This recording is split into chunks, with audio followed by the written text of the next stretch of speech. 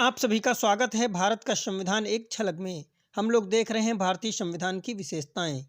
भारतीय संविधान के अनुच्छेद 324 से 329 में निर्वाचन से संबंधित प्रावधान दिए गए हैं। संविधान में भारत के प्रत्येक नागरिक को वयस्क होने पर मतदान का अधिकार प्रदान किया गया है, जिसका प्रयोग करके वह अपने प्रतिनिधियों को संसद तथा राज्य विधान मंडलों में भेजता है। इसलिए कहा जाता है कि हमारे देश में जनता द्वारा ही चुनी हुई सरकार की व्यवस्था है, अर्थात प्रजातंत्र है। अगली विशेषता जो इसकी है वो है गहरी नागरिकता। इसका प्रोविजन हमें अनुच्छेद 5 से 11 में देखने को मिलता है। भारतीय संविधान में एक गहरी नागरिकता की व्यवस्था की गई है, अर्थात देश के सभी नागरिक भारत के नागरिक हैं, न कि उस प्रांत के जहां वे रहते हैं।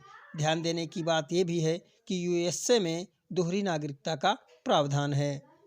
अगली इसकी जो विशेषता है वो है पंथ निरपेक्ष राज्य। भारतीय संविधान के अनुच्छेद 25 से 28 तक एवं 42वां संविधान संशोधन इस बात का गवाह है कि हमारा देश भारत एक पंथ निरपेक्ष राज्य है, अर्थात राज्य का कोई अपना धर्म नहीं है। राज्य की दृष्टि में सभी धर्म बराबर हैं, इसलिए राज्य किसी भी धर्म को ना तो प्रोत्साहित करेगा और ना ही हतोत्साहित करेगा, बल्कि राज्य के अनुसार सभी धर्मानुयायियों को विधिक सीमाओं में रहते हुए अपने धर्म के अनुसार करने, प्रचार एवं प्रसार करने की स्वतंत्रता है।